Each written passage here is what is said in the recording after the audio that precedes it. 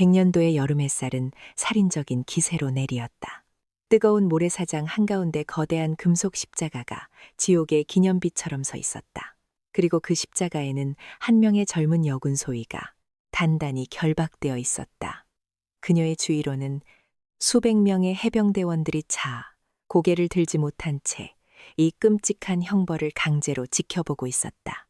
백태민 중사가 음용한 미소를 지으며 용접기를 들고 그녀에게 다가갔다. 치용접봉. 끝에서 눈을 멀게 할 듯한 섬광과 함께 모든 소음을 집어삼키는 날카로운 파열음이 터져나왔다. 그는 그 뜨거운 용접을 그녀의 정강이 앞에 놓인 쇠파이프에 그대로 갖다 댔다. 쇠파이프를 십자가에 용접하여 그녀의 다리를 완전히 고정시키려는 것이었다. 지글지글 살이 타는 끔찍한 소리와 함께 그녀의 다리 피부가 열기를 이기지 못하고 끓어오르며 하얀 연기가 피어올랐다. 아. 그녀의 입에서 고통스러운 비명이 터져나왔다. 그 옆에서 여단장 백도식 대령이 마이크를 잡고 포유했다. 똑똑히 봐라. 이것이 우리 흑호 부대의 강철 군기를 어지럽힌 자의 말로다. 전혀는 더 이상 너희의 전우가 아니다. 그저 부대를 배신한 한 마리 암캐일 뿐이다. 하지만 그 누구도 보지 못했다. 극심한 고통 속에서도 여군 소이는 이를 악물고 있었다. 그리고 그녀의 손가락이 아주 미세하게 하지만 필사적으로 군복 벨트에 위장된 아주 작은 버튼을 반복해서 누르고 있었다. 그것은 단순한 버튼이 아니었다. 수백 킬로미터 떨어진 UT지휘 통제실 그곳에 있는 단 한 사람바다의 여왕이라 불리는 그녀의 어머니에게 자신의 모든 고통과 저들의 모든 죄악을 전송하는 마지막 구조, 신호이자 지옥의 문을 여는 복수의 스위치였다. 서해 최북단 백령도 육지와의 거리보다 북한과의 거리가 더 이곳의 바람은 늘 화약 냄새와 짠내를 머금고 있었다. 쏴 갯바위에 부딪혀 하얗게 부서지는 파도 소리와 끼룩끼룩 하늘을 선하는 갈매기들의 울음소리만이 섬의 유일한 배경음이었다. 해병대 제6여단 흑호, 이 고립된 섬의 주둔한 부대는 그 이름처럼 거칠고 맹렬하며 배타적이기로 악명 높았다. 그들은 스스로를 그 어떤 적도 두려워하지 않는 검은 호랑이라 칭했다. 오늘 그 흑호에 굴의 한 마리의 어린 암늑대가 제발 발로 걸어 들어왔다. 가딤관한 소위 강할린 그녀는 해군 참모총장을 역임한 할아버지와 현역 UDT실 여단장인 어머니 사이에서 태어난 그야말로 성골 중의 성골이었다. 그녀는 원한다면 국방부의 가장 편한 책상에 앉을 수도 있었다 하지만 그녀는 모든 특권을 거부했다. 그녀는 자신의 힘으로 가장 낮은 곳에서, 가장 치열한 곳에서 아버지의 명예를 그리고 자기 자신을 증명하고 싶었다. 그녀가 자원한 곳은 바로 이 대한민국에서 가장 혹독하다는 해병대, 그 중에서도 가장 험지인 흑호 여단이었다. 그녀가 여단 본부를 향하는 자갈길을 걷고 있을 때 그녀를 스쳐 지나가는 모든 해병들의 시선은 날카로운 칼날처럼 그녀의 온몸에 밝혔다. 호기심, 경계심, 그리고 여군. 특히 젊고 아름다운 여군, 장교를 향한 노골적인 무시와 경멸이 뒤섞인 시선이었다. 저 계집애는 뭐야? 새로운 소위인가 얼굴은 반반하게 생겼네. 훈련이나 제대로 받겠어. 그녀는 그 모든 시선과 수군거림을 마치 존재하지 않는 것처럼 무시했다. 그녀의 곧게 편 등과 한치의 흔들림도 없는 걸음걸이는 그녀가 결코 만만한 상대가 아님을 말해주고 있었다. 그녀가 본부 건물 근처의 낡은 보급 창고를 지날 때였다. 퍽퍽 창고 안에서 둔탁한 구타 소리가 들려왔다. 그 소리 사이로 억눌린 신음과 악에 바친 고함, 소리가 섞여 나왔다. 이 개새끼가 아직도 돈 준비 안 했어. 죄송합니다. 다음 주 월급날에 꼭 할인의 발걸음이 멈췄다. 그녀의 눈빛이 순간 차갑게 가라앉았다 올 것이 왔다고 그녀는 직감했다. 오기 전부터 익히 들어왔더니 부대에 썩어 빠진 전통 그녀는 망설임 없이 소리가 나는 창고를 향해 걸어갔다. 끽 녹센 철문 틈으로 그녀는 안을 들여다보았다. 먼지가 자욱한 창고 안 한 명의 깡말은 이병이 바닥에 쓰러져 팬 있었고 그의 주위로 여러 명의 병사들이 둘러서 그를 발로 차고 있었다. 그리고 그 중심에 팔짱을 낀 채 모든 것을 즐겁게 지켜보는 한 사내가 있었다. 다부진 체격 오만함으로 가득 찬 얼굴. 그는 바로 이 부대의 악명 높은 황태자 여단장의 아들이자 분대장인 백태민, 중사였다. 다음은 없어 새끼야. 백태민은 비웃으며 쓰러진 이병의 머리채를 잡아챘다. 이 흑호 부대에서는 말이야. 숨 쉬는 공기도 돈 내고 마시는 거야. 몰랐어. 바로 그 순간이었다. 콱 낡은 창고문이 거칠게 열리는 소리가 났다. 모두의 시선이 문 쪽으로 쏠렸다.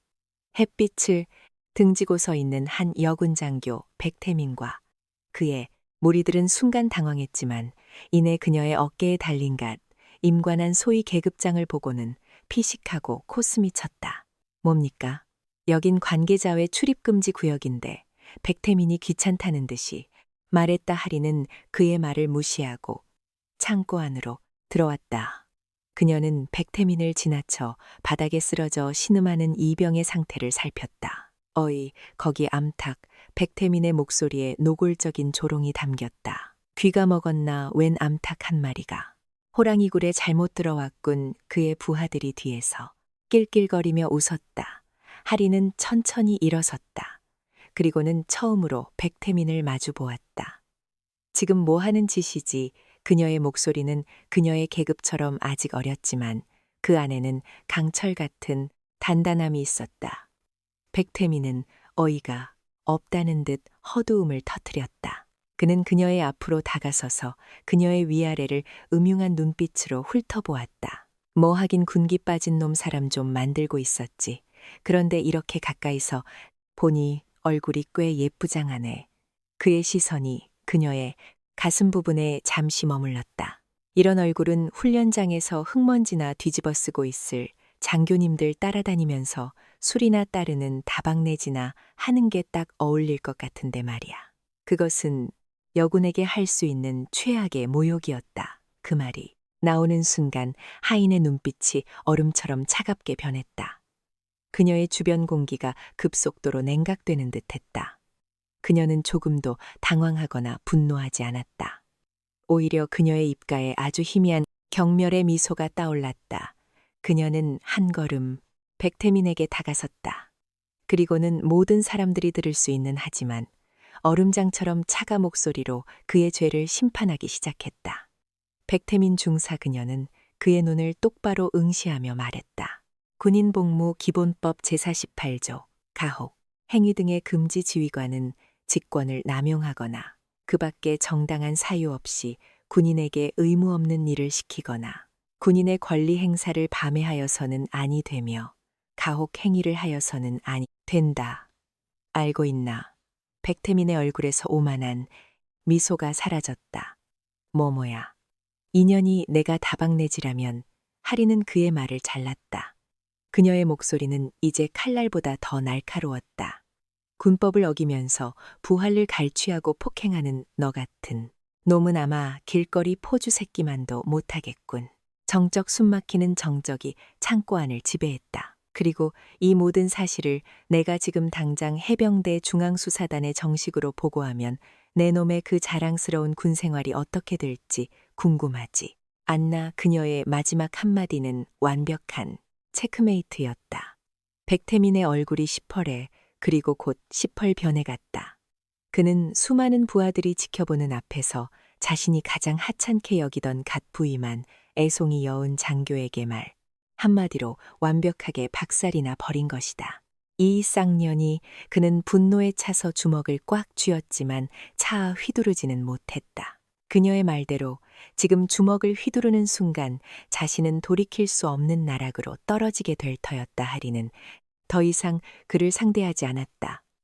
그녀는 바닥에 쓰러져 있던 이병에게 다가가 그의 팔을 잡아 일으켜 세웠다. 이병은 멍한 눈으로 자신을 구해주니 작은 여군 장교를 마치 여신이라도 보는 듯한 눈으로 올려다보았다 하리는 그를 부축하여 창고를 나섰다. 그녀의 뒷로 백태민의 증오에 참뱀 같은 목소리가 들려왔다 두고 봐.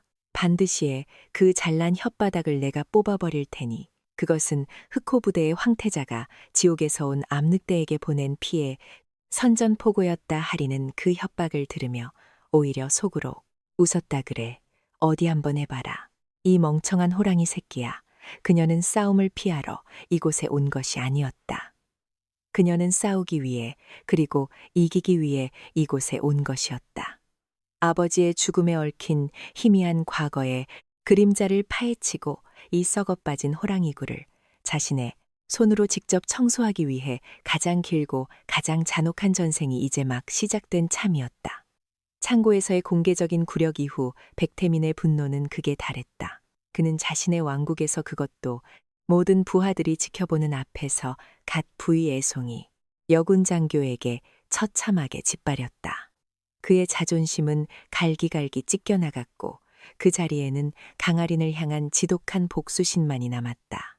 그는 법과 논리로는 저 영악한 계집을 이길 수 없다고 판단했다. 그렇다면 해병대의 가장 원초적인 방식으로 압도적인 신체 능력의 차이를 보여주어 그녀의 코를 납작하게 만들어 주어야 했다. 그는 다음 날 모든 소대장들이 모인 주간 훈련 회의에서 교활한 제안을 내놓았다. 최근 신임 장교들의 체력 및 전투 기술 수준이 현저히 떨어진다는 우려가 많습니다. 이에 실전적인 훈련 분위기를 조성하고 신구 간의 전우회를 다진다는 차원에서 이번 주에 특별 각계 전투장애물 극복 훈련을 실시할 것을 권유합니다. 특히 기존의 기록 측정 방식이 아닌 1:1 대항전 방식으로 진행하여 경쟁심과 승부욕을 고취시키는 것입니다.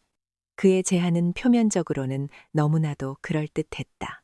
하지만 그의 진짜 속셈은 훈련을 핑계로 합법적으로 강아린을 박살내버리는 것이었다.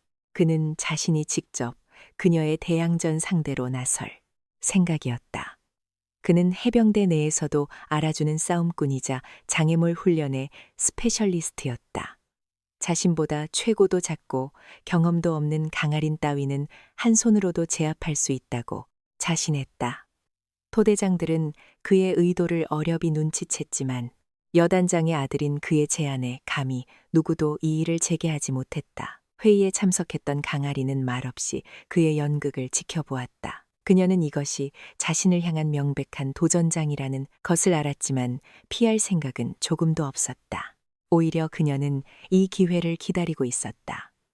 며칠 후 흑호 부대의 각계 전투훈련장 수백 명의 해병들이 훈련장 주변을 가득 메우고 곧 시작될 특별 대결을 기다리고 있었다. 훈련이라기보다는 콜로세움의 검투사 시합에 가까운 분위기였다.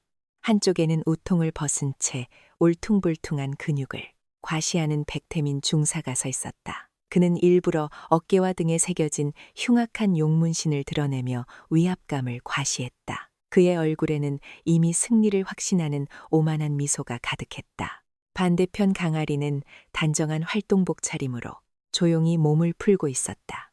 그녀의 몸은 백태민처럼 근육질은 아니었지만 마치 잘 단련된 암표범처럼 군더더기 없는 탄력과 유연함이 느껴졌다. 그녀의 얼굴에는 어떤 표정도 없었다.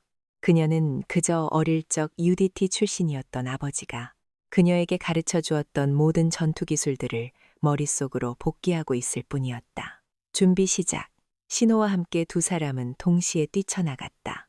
첫 번째 장애물은 2.5 높이의 수직, 목책이었다. 백태민은 폭발적인 스피드로 달려가 강력한 도약력으로 목책 상단을 잡고 순식간에 몸을 끌어올려 넘어갔다. 역시 그의 신체 능력은 인간의 한계를 넘어선 듯 보였다. 하지만 강아리는 힘으로 맞서지 않았다. 그녀는 목책 앞에서 속도를 줄이지 않고 목책을 향해 달려가더니 벽면을 발로 차고 공중으로 솟구이는 월킥 기술을 사용했다. 그녀의 몸이 중력을 거스르듯 가볍게 떠올라 백태민과 거의 동시에 목책을 넘어섰다. 모 백태민은 자신의 눈을 의심했다. 다음은 좁고 어두운 지하 통로를 통과하는 코스였다. 백태민은 자신의 큰 덩치를 이용해 흙먼지를 일으키며 무식하게 통로를 돌파했다. 하지만 강아리는 마치 뱀처럼 부드럽고 유연하게 어둠 속을 미끄러지듯 나아갔다.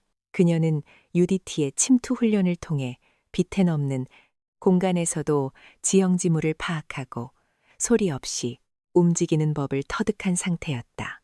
그녀는 백태민보다 훨씬 더 빠른 속도로 통로의 출구를 빠져나왔다. 백태민의 얼굴에서 미소가 사라지기 시작했다. 그는 당황했다. 더 계집 단순한 온실 속초가 아니었다. 그는 조바심을 내며 비열한 방법을 쓰기 시작했다. 세 번째, 장애물 외나무. 다리를 건널 때였다. 먼저 다리를 건너던 강아리네 등 뒤에서 그는 일부러 그녀의 발목을 걷어다.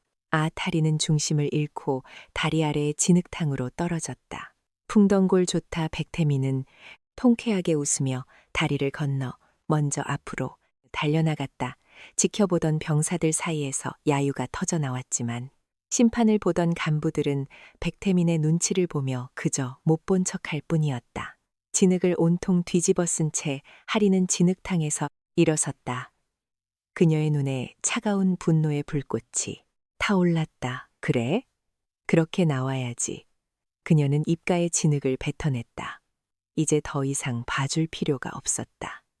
그녀는 무서운 속도로 백태민을 추격하기 시작했다.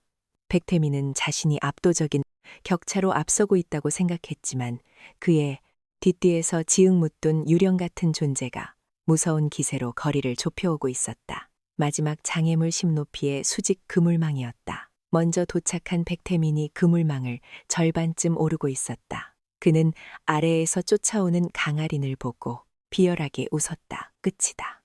이년아, 그는 자신이 오르던 것을 멈추고 아래에서 올라오는 강아린을 향해 발길질을 하기 시작했다. 그녀를 그물 아래로 떨어뜨릴 생각이었다. 하지만 강아리는 그의 발길질을 마치 뱀처럼 유연하게 피하며 계속해서 올라왔다. 그리고 마침내 그녀의 손이 그의 발목을 잡았다. 뭐야? 이건와 백태민은 당황하여 발버둥쳤지만 그녀의 손은 강철 클램프처럼 그의 발목을 단단히 붙들고 있었다. 다음 순간 하리는 믿을 수 없는 움직임을 보였다. 그녀는 그의 발목을 축으로 삼아 자신의 몸을 공중에서 회전시키더니 그의 뒷뒤로 올라탔다. 그리고는 그의 목을 자신의 다리로 감아 공중에서 트라이앵글 초크 기술을 걸어버렸다. 크크 백태민의 수이 막혔다. 그는 공중에서 버거렸지만 빠져나올 수 없었다. 전투에서는 강아린이 그의 귀가에 얼음처럼 차가운 목소리로 속삭였다. 힘이 전부가 아니야. 머리와 기술이 승패를 결정하지. 너는 방금 그 둘 다 부족하다는 걸 증명했다. 그는 그의 목을 조르던 다리를 풀었다. 동시에 그의 어깨를 밟고 더 위로 솟구쳐 올랐다. 그녀는 숨이 막혀 낑낑대는 백태민을 뒤로 한 채 유유히 그물망의 정상에 올랐다. 그리고는 정상에 꽂혀 있던 깃발을 뽑아들었다. 승부는 끝났다. 백태민은 자신이 가장 자신 있어 하던 무대 위에서 다시 한번 저 어린 계집에게 완벽하고도 굴욕적인 패배를 당한 것이다. 하리는 깃발을 든 채 그물망 중간에 대롱대롱 매달려 있는 백태민을 차가운 눈으로 내려다보았다. 연병장을 가득 메웠던 수백 명의 해병들은 이제 더 이상 침묵하지 않았다. 그들의 입에서 자신들도 모르게 우레와 같은 함성이 터져나왔다. 우와, 그것은 굴욕적인 패배를 단왕태자를 향한 조롱이 아니었다. 그것은 불가능에 가까운 역경을 듣고 압도적인 실력으로 승리한 새로운 영웅의 탄생을 축하하는 진심 어린 환호성이었다. 백태민은 그 환호성을 들으며 치욕감에 이를 갈았다. 그의 마음속에서 강아린을 향한 증오는 이제 돌이킬 수 없는 사리로 변해가고 있었다. 그는 깨달았다. 저 계집은 자신이 혼자서 감당할 수 있는 상대가 아니라는 것을. 그는 자신의 아버지를 움직여야만 했다. 이 부대의 진짜 왕, 여단장 백도식을 가장 치열했던 대결은 끝났지만 더 거대하고 더 잔혹한 비극의 그림자가 이제 막 흑호 부대의 하늘 위로 드리워지기 시작하고 있었다. 백태민과의 대결에서 승리한 후 강아리는 부대에서 영웅이 되었다. 병사들은 이제 더 이상 그녀를 외부에서 온 암탉구로 보지 않았다. 그들은 그녀를 부패한 권력에 맞서는 용감한 지휘관이자 자신들을 지켜줄 수 있는 진정한 리더로 인정하기 시작했다. 그녀의 주위로 그녀를 믿고 따르는 젊은 병사들이 하나둘 모여들었다.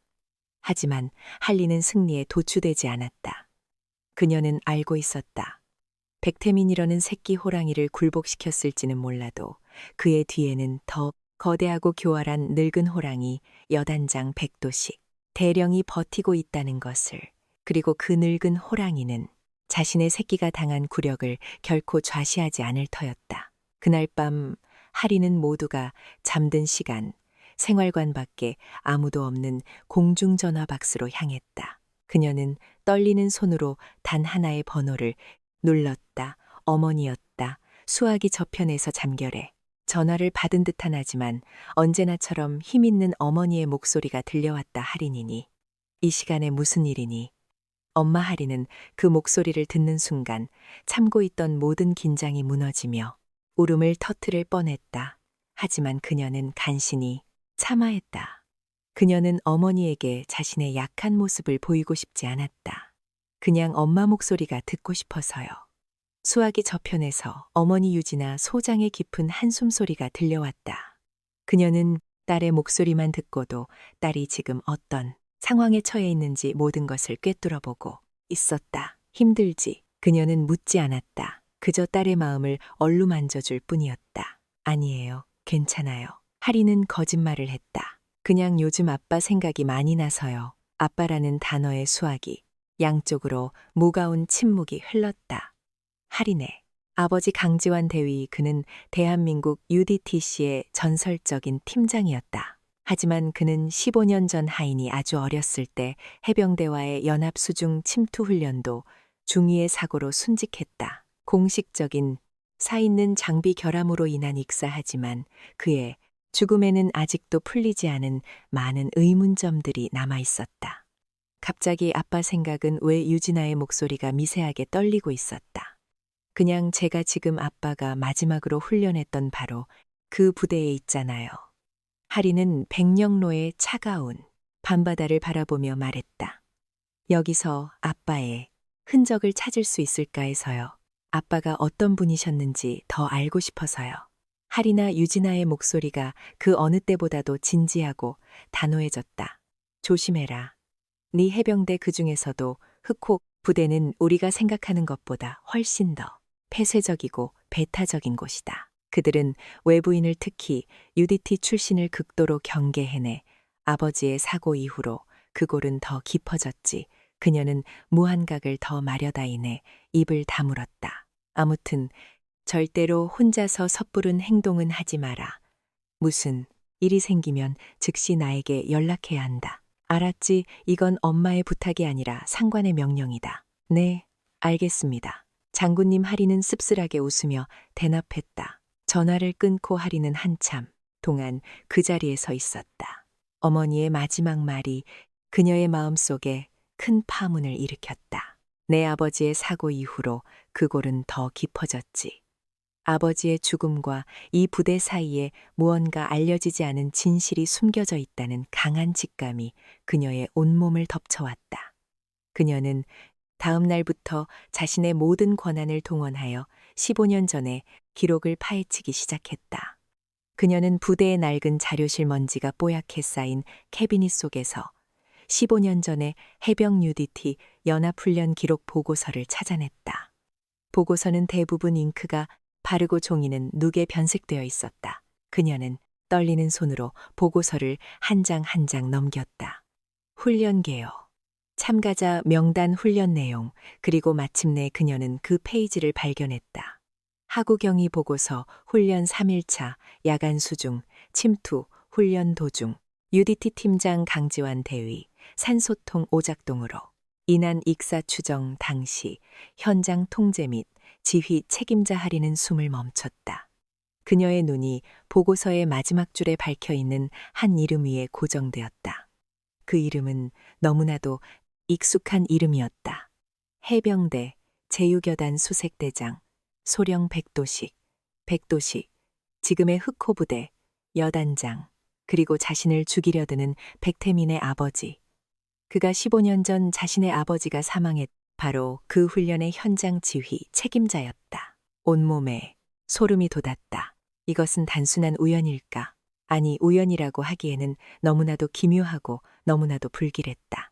자신이 이 부대에 자원한 순간부터, 백태민과 처음 충돌했던 그 순간부터 어쩌면 이 모든 것은 보이지 않는 과거의 시래, 의해 이미 정해져 있었던 운명이었을지도 모른다. 그녀의 마음속에 희미했던 의심의 안개가 걷히고 거대한 진실의 윤곽이 서서히 모습을 드러내기 시작하고 있었다.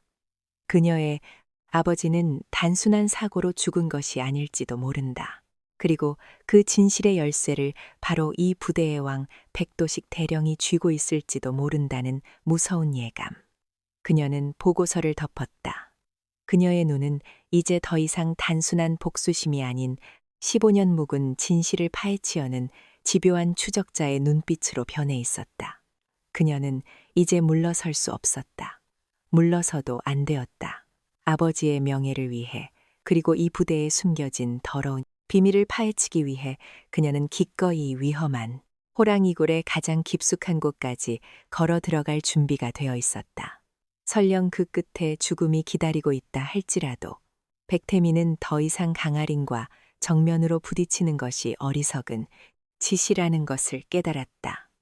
그는 두 번의 공개적인 패배를 통해 저 어린 계집이 힘으로나 머리로도 자신이 상대할 수 있는 존재가 아니라는 것을 뼈저리게 느꼈다. 그는 이제 더 교활하고 더 확실한 방법을 사용해야만 했다. 바로 누구도 의심할 수 없는 사고로 위장하여 그녀를 이 섬에서 영원히 사라지게 만드는 것이었다. 그는 자신의 아버지 백도식 대령을 찾아갔다. 그는 아버지에게 강아린이 15년 전의 사건을 파헤치고 있는 것 같다는 불안감을 과장하여 보고했다. 아들의 보고를 받은 백도식의 눈빛이 순간 차갑게 가라앉았다. 그에게도 15년 전에 그날은 결코 세상에 드러나서는 안 될 어두운 비밀이었다. 그 계집 처리해야 됐군. 백도식은 나지 을조였다. 그의 목소리에는 한 부대의 지휘관이라고는 믿기 힘든 냉혹한 살기가 서려 있었다. 부자의 이해관계는 완벽하게 일치했다. 그들은 함께 강아린을 제거하기 위한 완벽한 덫을 설계하기 시작했다. 며칠 후 흑호 부대에는 대규모 야간 전술 훈련 명령이 하달되었다. 훈련의 목표는 섬의 반대편 험준한 산악지형에 위치한 가상의 적기소를 야올 틈타 습격하고 무력화시키는 것이었다. 훈련 당일 밤 달빛 없는 치읓같 어둠이 섬 전체를 집어삼켰다. 강아린이 이끄는 1소대는 선두 공격조로서 가장 먼저 목표 지점을 향해 침투하라는 임무를 받았다. 출발 직장 훈련 통제관은 백태민이 할인의 소대에게 다가왔다. 그는 마치 아무 일도 없었다는 듯이 사무적인 표정으로 지도와 작전 물품을 건넸다. 강소위, 이번 작전의 성패는 자네 소대에게 달려있다. 반드시 성공하길 바란다. 그의 눈빛 깊은 곳에서 악마의 미소가 스쳐 지나갔지만 어둠 속에서 아무도 그것을 눈치채지 못했다. 하리는 그에게서 불길한 낌새를 느꼈지만 임무를 거부할 수는 없었다. 그녀는 대원들을 이끌고 어둠 속으로 덫을 향해 나아가기 시작했다. 그녀는 몰랐다. 백태민이 건네 지도는 실제 지형과 교묘하게 다른 함정이 표시된 가짜 지도였다는 사실을. 그리고 목표 지점 제압용으로 지급된 연막탄 상자 안에 일반 연막탄이 아닌 백도식이 불법적으로 개조한 실제 선광 수류탄이 섞여 있다는 사실을. 그 수류탄은 훈련의 안전 규정을 무시하고 살상력을 극대화하기 위해 폭발력을 비정상적으로 높인 살인 무기였다고. 그녀의 소대는 지도에 표시된 길을 따라 험준한 산길을 올랐다. 쏴밤 바다의 파도 소리와 바람에 나무잎이 스치는 소리만이 그들의 유일한 동반자였다. 얼마나 나아갔을까? 그들은 마침내 지도의 목표 지점이라고 표시된 작은 동굴 입구에 도착했다. 여기다 전원 조용기 진입 준비. 할인이 낫지 이 명령했다. 그녀는 선두에 서서 동굴 안으로 조심스럽게 발을 들여놓았다. 손전등 불빛이 축축하고 어두운 동굴 내부를 비추었다. 동굴은 생각보다 깊지 않았다. 안쪽에는 가상의 저기소를 나타내는 낡은 군용 텐트가 쳐져 있었다. 목표 확인, 지금부터 제압을 시작한다. 하리는 허리쯤에서 지급받은 연막탄을 꺼내 들었다. 그녀는 안전핀을 뽑고 텐트를 향해 힘껏 던졌다. 연막탄 투척강 연막탄이 바닥을 구르며 텐트 아래로 들어갔다. 모두가 곧 자욱한 연기가 피어오를 것이라고 예상하며 숨을 죽였다. 하지만 다음 순간 그들의 귀에 들려온 것은 픽하는 연막탄의 격발음이 아니었다. 그것은 선광 수류탄 특유의 치이게 하는 섬뜩한 퓨즈하는 소리였다. 그 소리를 듣는 순간 할인의 온몸의 피가 차갑게 식었다. 그녀는 수많은 훈련을 통해 저 소리가 무엇을 의미하는지 본능적으로 알고 있었다. 엎드려 성광탄이다. 그녀는 목이 터져라 외치며 몸을 날려 옆에 있던 부하들을 덮쳤다. 하지만 이미 늦었다. 쾅세상의 모든 서리를 집어삼키는 지축을 뒤흔드는 굉음이 좁은 동굴 안을 가득 메웠다. 눈을 멀게 하는 섬광이 번쩍였고 강력한 폭발의 충격파가 모든 것을 날려버릴 듯이 사방으로 퍼져나갔다. 의학대원들의 비명소리가 폭금 속에 무뎠다. 하리는 자신을 덮쳐오는 뜨거운 폭풍을 온몸으로 받아냈다. 그녀의 몸이 종이장처럼 공중으로 떠올랐다. 그리고 쿵 그녀의 등과 머리가 동굴의 뾰족한 암벽에 아주 강하게 부딪혔다. 억하는 소리와 함께 폐 속의 모든 공기가 빠져나갔고 머릿속이 하얗게 변했다. 삐 모든 소음이 사라지고 오직 날카로운 이명만이 귀 속을 파고 들었다. 뜨거운 피가 머리에서부터 흘러내려 그녀의 시야를 붉게 물들였다. 다리에서는 뼈가 부러지는 끔찍한 고통이 느껴졌다. 그녀는 마지막 힘을 다해 고개를 돌렸다. 흐릿한 시야. 속으로 폭발의 충격으로 쓰러져 신음하는 자신의 부하들의 모습이 보였다. 미안하다. 그녀는 속으로 을조였다. 그리고 그녀의 의식은 끝없는 어둠 속으로 서서히 가라앉았다. 얼마나 시간이 흘렀을까. 희미한 소독약 냄새와 함께 하리는 천천히 눈을 떴다. 눈앞에는 낡고 얼룩진 하얀 천장이 보였다. 여단 내의 낡은 의무실이었다. 그녀는 몸을 일으키려 했지만 머리와 다리에서 느껴지는 극심한 고통에 신음하며 다시 누울 수밖에 없었다. 그녀의 머리와 다리에는 두꺼운 붕대가 감겨 있었다. 일어났나. 강소희. 그때 그녀의 옆에서 차가운 목소리가 들려왔다. 고개를 돌리자 의자에 앉아 그녀를 내려다보고 있는 한 남자가 있었다. 백도식 대령이었다. 그의 얼굴에는 걱정하는 기색이라고는 조금도 찾아볼 수 없었다. 오직 자신의 계획이 성공했다는 만족감과 조롱의 미소만이 걸려 있었다. 그는 의자에서 일어나 그녀의 침대 옆으로 다가왔다. 그리고는 아주 작은 오직 그녀만이 들을 수 있는 목소리로 뱀처럼 속삭였다. 강소희, 어젯밤의 사고는 전적으로 자네의 잘못된 지휘 때문이었네. 자네가 지도를 잘못 읽고 엉뚱한 곳으로 이끌었기 때문에 일어난 불행한 사고였지. 안 그런가 하리는 고통 속에서도 그를 똑바로 노려보았다. 사고가 아니었어. 함정이었지. 함정. 백도식은 어이가 없다는 듯이 웃었다. 증거 있나? 자네의 그 멍청한 주장을 믿어줄 사람이 과연 있을까? 그는 몸을 숙여 그녀의 얼굴 바로 앞까지 다가왔다. 그의 눈이 살기로 번뜩였다. 강소희, 아직도 상황 파악이 안 되나? 복은 만약 자네가 계속해서 그렇게 고집을 부린다면 그의 목소리가 얼음처럼 차갑게 가라앉았다. 다음 사고에서는 그저 다리 하나 부러지는 걸로 끝나지 않을지도 몰라. 그것은 명백한 살인 예고였다. 할인의 눈빛이 순간 흔들렸다. 하지만 그녀는 물러서지 않았다. 그녀는 이미 모든 것을 각오한 상태였다. 당신 내 아버지를 죽였지. 그녀는 확신에 찬 목소리로 물었다. 그 말에 백도식의 얼굴에서 처음으로 미소가 사라졌다. 그의 얼굴 근육이 미세하게 격렬했다. 무슨 소리를 하는 건지 모르겠구나니 당신은 알고 있어. 하리는 그의 눈을 꿰뚫어보며 말했다. 나는 반드시 진실을 밝혀낼 거야. 내 아버지의 명예를 걸고. 그 말은 백도식의 마지막 남은 이성을 완전히 끊어버렸다. 그는 다시 비열한 미소를 지었다. 좋아.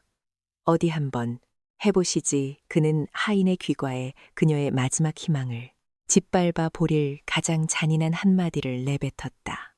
육지에 있는 내 어미가 널 구해줄 수 있을 것 같아. 천만에 아무도 널 구해주러 오지 않아. 이 섬 안에서 나는 신이니까. 그는 그 말이 자신의 무덤을 파는 마지막 삽질이 될 것이라는 사실을 전혀 알지 못했다. 그는 자신이 방금 건드린 어미가 그냥 평범한 어미가 아니라는 사실을 전혀 알지 못했다. 백도식은 자신의 목적을 달성했다는 듯 만족스러운 표정으로 의무실을 나갔다.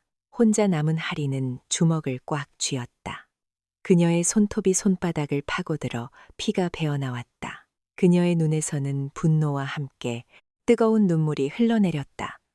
하지만 그녀는 결코 포기하지 않았다. 엄마, 그녀는 속으로 어머니를 불렀다 보고 싶어요. 그녀는 자신의 군복 벨트 아무도 모르는 곳에 숨겨진 작은 비상 버튼을 무의식적으로 매만졌다. 아직은 때가 아니었다. 하지만 곧 저 악마의 가면을 벗겨낼 마지막 순간이 다가오고 있었다. 의무실의 공기는 무겁고 탁했다. 희미한 소독약 냄새와 낡은 침대 시트에서 나는 눅눅한 냄새가 뒤섞여 머리를 어지럽게 만들었다. 강아리는 삐걱거리는 침대에 누워 텅 빈 천장을 멍하니 바라보고 있었다. 폭발의 충격으로 인한 뇌진탕 때문에 머리는 깨질 듯이 아팠고 부러진 다리는 깁스 안에서 욱신거리며 존재감을 드러냈다. 그녀는 사고 이후 꼬박 하루를 꼬박의식을 잃고 있었다. 그리고 그녀가 눈을 떴을 때 가장 먼저 본 것은 자신을 걱정스럽게 내려다보는 동료들의 어리안이었다. 그것은 마치 먹잇감이 깨어나기를 기다린 토식자처럼 그녀의 침대 옆 의자에 앉아있던 백도식 대령의 냉혹한 얼굴이었다. 일어났나. 강소희 백도식의 목소리는 걱정하는 상관의 목소리가 아니었다. 그것은 자신의 계획이 성공했음을 확인하는 차갑고 사무적인 목소리였다. 의무관 말이 운이 좋았다고 하더군. 조금만 더 폭발 지점과 가까웠더라면 지금쯤 내 어미에게 보낼 유품을 정리하고 있었을지도 모르는 일이야. 그의 말에는 조금의 위로나 동정심도 담겨 있지 않았다. 오히려 그녀가 살아남은 것이 아쉽다는 듯한 위안스마저 풍기고 있었다. 하리는 고통을 참으며 상반신을 일으켜 앉았다. 그녀는 아무 말 없이 그를 노려보았다. 그녀의 눈은 더 이상 순진한 신임 장교의 눈이 아니었다. 그것은 죽음의 문턱에서 돌아온 자의 모든 것을 꿰뚫어 보는 듯한 깊고 차가운 눈이었다. 왜 그런 짓을 했? 할인이 갈라진 목소리로 물었다. 무슨 소리를 하는지 모르겠군.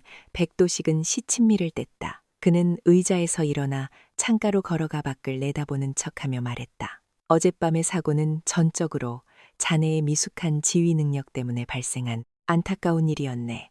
자네가 지도를 잘못 읽고 부하들을 위험한 곳으로 이끌었기 때문에 자네뿐만 아니라 다른 부하들까지 다칠 뻔했어. 이건 명백한 지휘 책임이야. 알겠나. 거짓말 할인의 목소리에 힘이 실렸다. 그건 사고가 아니었어. 처음부터 계획된 함정이었지. 가짜지도 그리고 개조된 수류탄까지 전부 당신 짓이지. 그 말에 백도시간 천천히 돌아섰다. 그의 얼굴에서 위선적인 상관에 가면이 벗겨지고 그의 본래의 잔인한 얼굴이 드러나고 있었다. 그는 더 이상 연극을 할 필요가 없다고 판단했다. 함정이라 증거 있나. 그는 비웃었다. 자네와 함께 있었던 그 멍청한 부하놈들은 폭발의 충격으로 아무것 기억하지 못해. 그리고 현장에 남아있던 모든 증거들은 내가 아주 깨끗하게 정리해 두었지. 자네의 그 멍청한 주장을 과연 누가 믿어줄까? 그는 다시 그녀의 침대 옆으로 다가왔다. 그는 몸을 숙여 그녀의 얼굴 바로 앞까지 다가왔다. 그의 눈이 뱀처럼 살기로 번뜩였다. 강소희, 아직도 이 섬의 주인이 누구인지 상황 파악이 안 되나 복은 그의 목소리가 얼음처럼 차갑게 가라앉았다. 내가 마지막으로 충고하지 마냥 자네가 계속해서 그렇게 고집을 부리고 15년 전에 그 낡아바찐 사건을 들시고 다닌다면. 그는 기품을 한 그녀의 다리를 손가락으로 툭 건드렸다. 다음 사고에서는 그저 다리 하나 부러지는 걸로 끝나지 않을지도 몰라. 어쩌면 내 아비처럼 차가운 바닷속에서 영원히 잠들게 될 수도 있지. 그것은 명백한 살인 예고이자 자백이었다. 그가 아버지의 죽음과 관련이 있다는 하인의 눈빛이 순간 격렬하게 흔들렸다. 하지만 그녀는 물러서지 않았다. 그녀는 이미 모든 것을 각오한 상태였다. 역시 당신이었군. 내 아버지를 죽인 게 당신이었어. 그 말에 백도식의 얼굴 근육이 미세하게 격렬했다. 그는 15년 동안 완벽하게 숨겨왔다고 믿었던 자신의 비밀이 이 어린 계집애 앞에서 드러나자 참을 수 없는 분노와 당혹감을 느꼈다. 입 다물어 하니 나는 다물지 않을 거야. 하리는 그의 눈을 꿰뚫어 보며 말했다. 그녀의 목소리는 고통으로 떨리고 있었지만 그 안에는 강철 같은 의지가 담겨 있었다.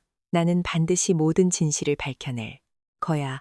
내 아버지의 명예를 걸고 그리고 당신 같은 괴물에게 억울하게 희생된 모든 병사들의 이름을 걸고. 그 말은 백도식의 마지막 남은 이성의 끈을 완전히 끊어버렸다. 그는 다시 비열한 미소를 지었다.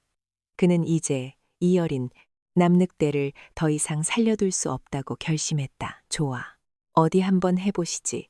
그는 의무실을 나가기 전 마지막으로 그녀의 마지막 희망까지 짓밟아 버릴 가장 잔인하고도 가장 어리석은 한마디를 내뱉었다. 육지에 있는 내 어미가 널 구해 줄 수 있을 것 같아. 전만에 그는 낄낄거리며 웃었다. 그저 평범한 아줌마일 뿐인데 어미가 뭘 할 수 있겠어. 아무도 널 구해주러 오지 않아. 이 섬 안에서 나는 신이니까. 그는 자신이 방금 내뱉은 그 말이 자신의 무덤을 파는 마지막 삽질이 될 것이라는 사실을 전혀 알지 못했다. 그는 자신이 방금 건드린 그 어미가 그냥 평범한 아줌마가 아니라는 사실을 전혀 알지 못했다. 그녀가 대한민국 해군 특수부대 전체를 호령하는 바다의 여왕 유진화 소장이라는 사실을, 그리고 그 여왕은 자신의 새끼를 건드린 자를 결코 용서하지 않는다는 사실을. 백도식은 자신의 목적을 달성했다는 듯 만족스러운 표정으로 의무실을 나갔다. 혼자 남은 하리는 주먹을 꽉 쥐었다. 그녀의 손톱이 손바닥을 파고들어 피가 배어나왔다. 그녀의 눈에서는 분노와 함께 뜨거운 눈물이 흘러내렸다. 하지만 그녀는 결코 포기하지 않았다. 엄마. 그녀는 속으로 어머니를 불렀다. 이제 때가 된 것 같아요. 그녀는 자신의 군복 벨트 아무도 모르는 곳에 숨겨진 작은 비상 버튼을 무의식적으로 매만졌다. 백도식은 그녀에게서 모든 것을 빼앗았다고 생각했지만 그는 틀렸다. 그는 그녀에게 가장 강력한 무기를 제 손으로 직접 쥐어주었다. 그것은 바로 복수의 명분이었다. 이제 지옥의 문을 열 시간이었다. 더 이상 물러설 것도 물러설 이유도 없었다. 가장 깊은 절망의 끝에서 복수의 여신이 마침내 눈을 뜨고 있었다. 다음 날 아침 해가 뜨기도 전 의무실의 문이 거칠게 열리는 소리가 났다. 쾅아직 잠에서 덜 깬 강아린이 눈을 뜨기도 전에 백도식의 수하들이 침대 위로 들이닥쳤다. 그들은 짐승처럼 아픈 그녀를 침대에서 끌어내렸다. 이게 무슨 짓이라. 닥치고 따라와 이연아. 그들은 아직 환자복 차림인 그녀를 질질 끌다시피 하여 의무실 밖으로 나갔다. 부러진 다리에서 전혜정은 극심한 고통에 하리는 비명을 질렀지만 그들은 아랑곳하지 않았다. 그들이 그녀를 끌고 간 곳은 연병장이 아니었다. 그곳은 부대의 가장 외진 곳, 거친 파도가 몰아치는 북쪽 해변이었다. 해변에는 흑호 부대의 전 병력이 이미 집결해 있었다. 그들의 얼굴에는 불안감과 공포심이 가득했다. 그리고 해변의 한가운데 어젯밤까지만 해도 없었던 거대하고 흉측한 물건 하나가 세워져 있었다. 녹슨 강철 파이프로 만들어진 거대한 십자가였다. 할인의 심장이 차갑게 가라앉았다. 그녀는 직감했다. 이것이 자신의 마지막이 될지도 모른다는 것을. 백도십 대령이 마이크를 잡고 단상 위로 올라섰다. 그의 얼굴에는 이제 그 어떤 위선적인 가면도 없었다. 오직 자신의 왕국에 흠집을 낸 반역자를 처단하는 잔인하고 냉혹한 독재자의 얼굴만이 남아있었다. 전원. 주먹 그의 목소리가 차가운 새벽 공기를 가르며 울려 퍼졌다. 오늘 나는 이 자리에서 우리 흑후 부대의 명예를 더럽히고 신성한 군기를 어지럽힌 한 명의 스파이를 심판하고자 한다. 스파이그는 하인에게 반역자를 넘어 간첩이라는 최악의 누명을 뒤집어 씌운 것이다. 소위 강할인 이녀온 외부 세력과 결탁하여 우리의 훈련 기밀을 빼돌리고 고의적으로 훈련을 방해하여 부대원들을 위험에 빠뜨렸다. 이것은 단순한 하극상이 아닌 명백한 이적 행위다. 그는 자신이 조작한 가짜 증거 서류 몇 장을 허공에 흔들어 보였다. 따라서 나는 오늘 흑호부대 여단장으로서 군법, 이전에 우리 해병대의 가장 엄중한 규칙에 따라 이 배신자를 이 자리에서 즉결 처분한다. 그의 선포가 끝나자 헌병들이 할인을 거칠게 끌고 가 금속 십자가에 묻기 시작했다. 이거나, 이건 미친 짓이야. 당신들은 지금 돌이킬 수 없는 죄를 짓고 있는 거라고 할인은 필사적으로 저항하며 외쳤지만 그녀의 목소리는 거친 파도 소리에 묻혀 허무하게 흩어질 뿐이었다. 그녀의 몸이 십자가의 단단에 결박되었다. 백도식은 단상에서 내려와 그녀의 앞에 섰다.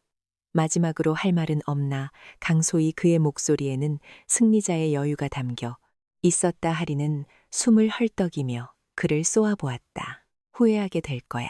반드시 후회. 백도식은 미친 사람처럼 웃었다. 후회는 지옥에 가서나 헤라와 네에비가 먼저 가서 기다리고 있겠군.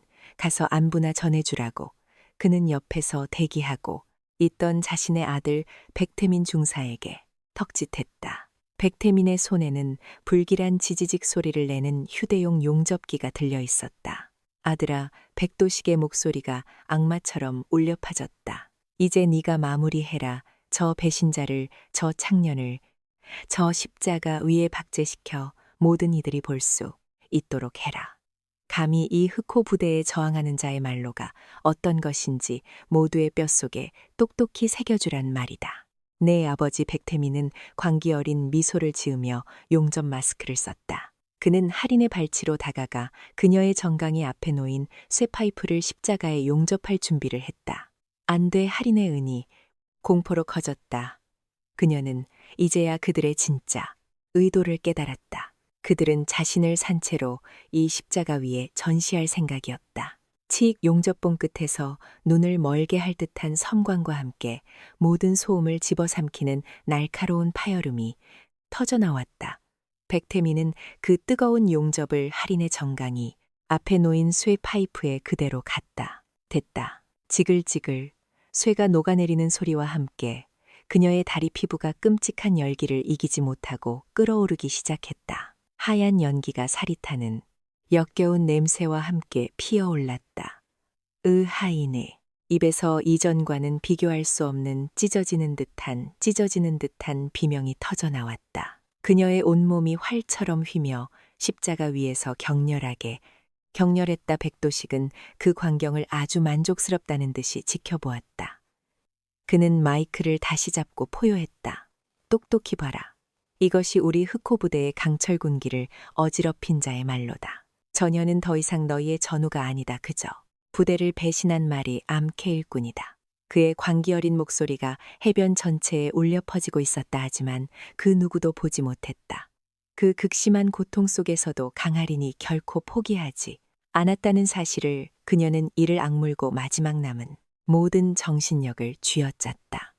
엄마, 제발. 그녀의 손가락이 아주 미세하게 하지만 필사적으로 군복 벨트에 위장된 아주 작은 버튼을 반복해서 그리고 미친 듯이 누르고 있었다. 그것은 단순한 버튼이 아니었다. 그것은 수백 킬로미터 떨어진 진해의 UDT 지휘통제실 그곳에 있는 단 한 사람, 바다의 여왕이라 불리는 그녀의 어머니에게 자신의 모든 고통과 저들의 모든 죄악을 실시간으로 전송하는 마지막 구조 신호였다. 그것은 지옥의 문을 닫기 위해 더 거대한 지옥의 군단을 불러들이는 복수의 스위치였다. 이제 진짜 심판의 시간이 눈앞으로 다가오고 있었다. 더 어리석은 악마들은 자신들이 방금 건드린 것이 무엇이었는지를 곧 뼈저리게 깨닫게 될 터였다. 고통 강할인의 의식을 지배하는 것은 오직 그 단어뿐이었다. 치익 백태민의 용접기는 마치 살아있는 독사처럼 그녀의 몸을 올가맨 쇠사슬을 따라 천천히 그리고 잔인하게 위로 올라오고 있었다. 그는 그녀의 정강이를 고정한 것에 이어 허벅지, 허리, 그리고 가슴 앞을 가로지르는 쇠 파이프를 차례차례 십자가에 용접하고 있었다. 그때마다 쇠가 녹아리는 끔찍한 열기가 그대로 그녀의 살가우로 파고들었다. 지글지글 피부가 끓어오르고 지이 녹아내리고 신경이 타들어가는 끔찍한 고통. 그녀의 코에서는 자신한 살이 타는 역겨운 냄새가 진동했고 눈아픈 고통으로 인해 하얗게 그리고 붉게 명멸했다. 아, 그녀는 이제 비명조차 지를 수 없었다. 그녀의 목에서는 그저 짐승의 신음 같은 갈라진 소리만이 새어나올 뿐이었다. 그녀의 온몸은 땀과 눈물, 그리고 피로 범벅이 되어 있었다. 뜨거운 여름, 햇살이 그녀의 상처 입은 몸 위로 소금을 뿌리듯 내리었다. 크악골 좋다. 백도식은 완전히 망가져가는 그녀의 모습을 보며 만족스러운 웃음을 터뜨렸다. 그는 마이크를 잡고 해병들을 향해 계속해서 외쳐댔다. 보아라. 이것이 불복종의 끝이다. 너희들 중에 전현처럼 되고 싶은 놈이 또 있는가 있다면 지금 당장 앞으로 나와라. 내가 기꺼이 전현 옆에 똑같은 십자가를 하나 더 세워주마. 그의 광기 어린 목소리에 수백 명의 해병들은 공포에 질려 더욱 깊이 고개를 숙일 뿐이었다. 그들의 눈에는 분노와 무력감, 그리고 자신들도 언젠가는 저렇게 될 수 있다는 끔찍한 공포가 서려 있었다. 하지만 그 지옥의 한가운데서도 강아리는 아직 포기하지 않았다. 그녀의 의식은 수십 수백 번이나 끊어질 듯 위태로웠지만 그녀는 단 하나의 생각으로 간신히 그 끈을 붙잡고 있었다. 버텨야 해. 그녀는 마지막 남은 모든 힘을 자신의 오른손 엄지손가락 끝에 집중했다. 그녀의 손가락은 결박된 와중에도 아주 미세하게 하지만 필사적으로 군복 벨트 버클에 위장된 작은 비상 버튼을 누르고 있었다. 딸깍. 그것은 그녀의 어머니 유지나 소장이 그녀가 해병대에 입대하기 전날 밤 마지막 선물이라며 건네주었던 것이었다. 하리나 어머니는 딸의 손을 잡고 낮은 목소리로 말했다. 이것은 단순한 버클이 아니다. 네가 너의 목소리를 들어줄 사람이 아무도 없고 법이 너무나도 멀리 있다고 느껴지는 가장 절망적인 순간에 너를 지켜줄 엄마의 마지막 약속이다. 이 버튼을 누르면 너의 위치와 너의 눈앞에 펼쳐진 모든 상황이 실시간으로 나의 지휘 통제실로 전송될 것이다. 무슨 일이 있어도 내가 너를 찾아갈 것이다. 약속함. 그때는 그저 어머니의 과보호라고 웃어넘겼었다. 하지만 지금 그것은 그녀의 유일한 희망이었다. 딸깍딸깍 그녀는 버튼을 누르고 또 눌렀다. 제발, 제발 엄마. 그녀의 신호가 과연 닿을 수 있을까?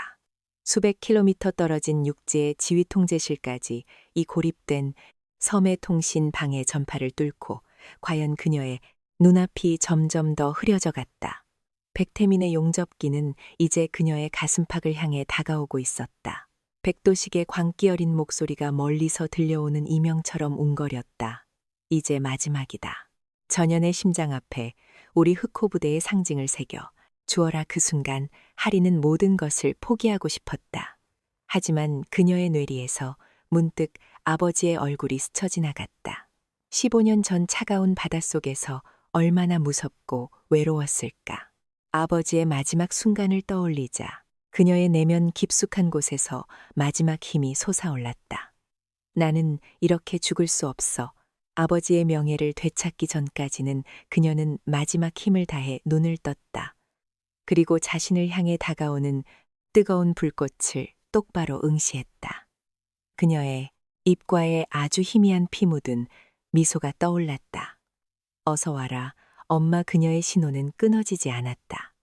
그것은 지옥에서 보내는 딸의 마지막 절교이자 복수의 여왕을 깨우는 거대한 종소리가 되어 하늘을 가르고 바다를 건너 마침내 진해군 작전사령부 UDT 1 지휘 통제실 거대한 스크린 위로 동해와 서해의 모든 작전 상황이 실시간으로 펼쳐진 있는 대한민국 해군 특수부대의 심장부 유진화 소장은 냉철한 얼굴로 서해 NLL 부근에서 벌어지고 있는 비상상상 상황에 대한 보고를 받고 있었다. 바로 그때였다.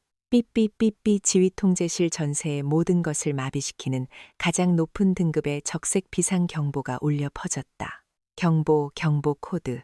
포세이돈 알파의 신의 직속, 라인에서 최고 등급존한 신호수신 작전 장교의 다급한 외침에 지휘 통제실의 모든 공기가 얼어붙었다. 포세이돈 알파. 그것은 유디티스일 지휘관, 즉 유지나 소장의 가족에게만 부여된 극비의 호출, 부호였다.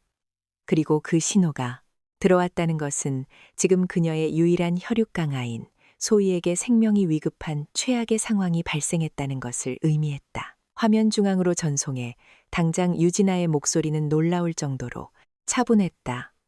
하지만 그녀의 눈은 이미 인간의 눈이 아니었다. 다음 순간 지휘 통제실의 중앙 스크린 화면이 바뀌었다. 지지직거리는 노이즈와 함께 흔들리는 화면이 나타났다. 화면 속에는 십자가에 묶인 채 온몸이 피투성이가 되어 경련하고 있는 한 명의 여군, 그리고 용접기를 들고 그녀를 향해 다가가는 악마의 얼굴. 화면 너머 백도식의 광기, 여린 목소리와 살이 타는 끔찍한 소리가 지옥의 교향곡처럼 생생하게 울려 퍼지고 있었다. 어서 와라. 엄마. 그 광경을 보는 순간 지휘 통제실에 모든 장교들이 경악과 분노에 숨을 멈췄다. 유진는 아무런 표정도 짓지 않았다. 그녀는 울지도 소리치지도 않았다. 그녀는 그저 자신의 딸이 자신의 눈앞에서 산채로 불태워지는 광경을 묵묵히 지켜보고 있었다.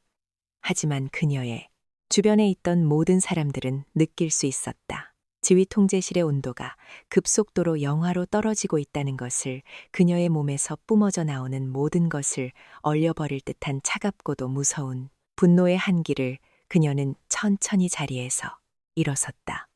그리고 지휘 통제실 전체에, 아니, 이 기지 전체에 울려 퍼지도록 자신의 목소리를 통신 시스템에 연결했다.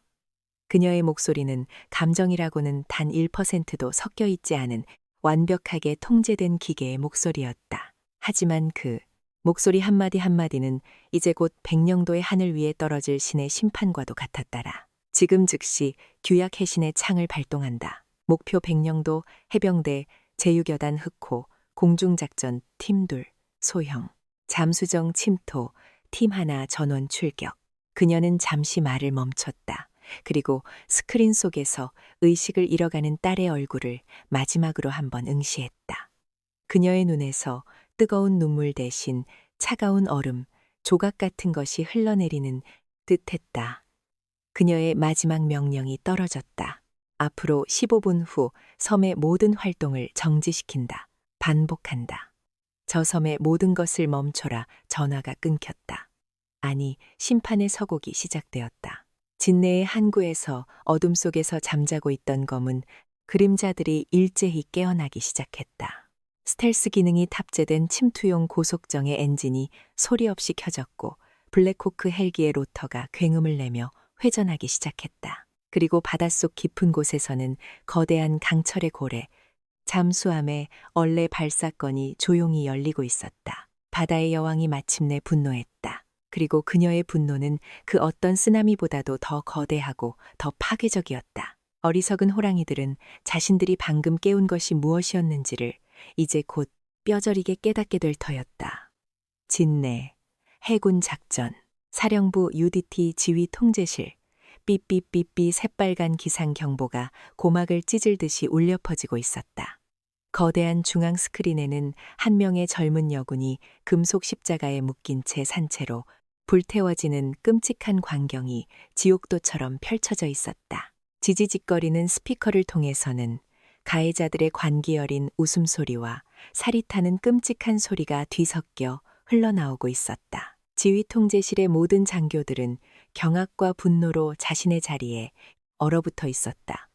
그들은 감히 자신들의 지휘관 살아있는 전설이라 불리는 유진아 소장을 쳐다보지 못했다. 그녀의 유일한 혈육, 그녀의 모든 것이라 할 수 있는 딸이 지금 자신들의 눈앞에서 인간의 형상을 한 악마들에게 유린당하고 있었다.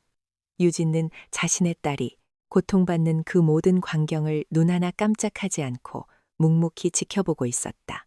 그녀는 울지 않았다. 소리치지도 않았다. 그녀의 얼굴은 마치 정교하게 깎아 만든 얼음 조각처럼 그 어떤 감정의 변화도 드러내지 않았다. 하지만 그녀의 주변에 있던 모든 사람들은 느낄 수 있었다.